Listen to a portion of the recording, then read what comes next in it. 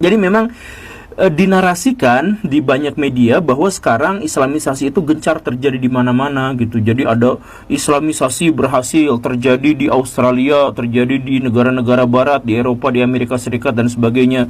Bahkan ketika World Trade Center itu ditabrak, itu ada narasi bahwa setiap harinya ada 16.000 orang Amerika Serikat yang masuk Islam dan cerita-cerita yang aneh seperti itu gitu. Tapi itu harus disangkal Baraya, itu memang tidak benar, datanya memang tidak benar seperti itu. Bahkan banyak orang-orang Islam yang kemudian keluar dari ajaran agama Islam. Nah, kenapa bisa seperti itu? Ya, harus digarisbawahi bahwa memang orang-orang Eropa mendapatkan banyak sekali tambahan kaum muslimin, tetapi itu bukan dari mu'alaf, itu dari imigran.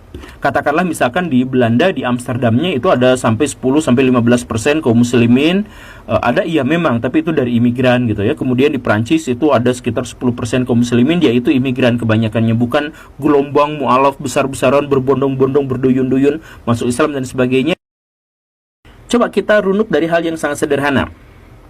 Kenapa banyak kaum muslimin yang melakukan migrasi ke Eropa dan kemudian menetap di sana, di Amerika Serikat dan sebagainya? Kenapa coba?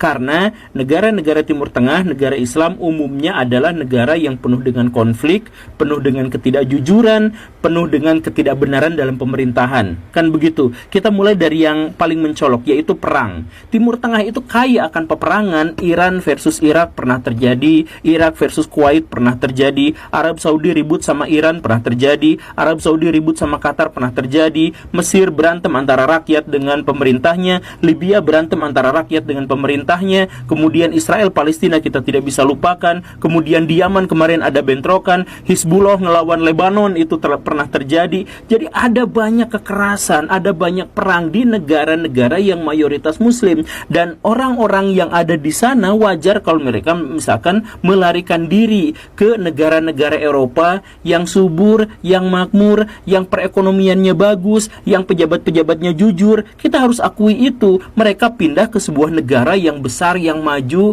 yang sudah tidak lagi memiliki masalah dengan penduduknya sendiri.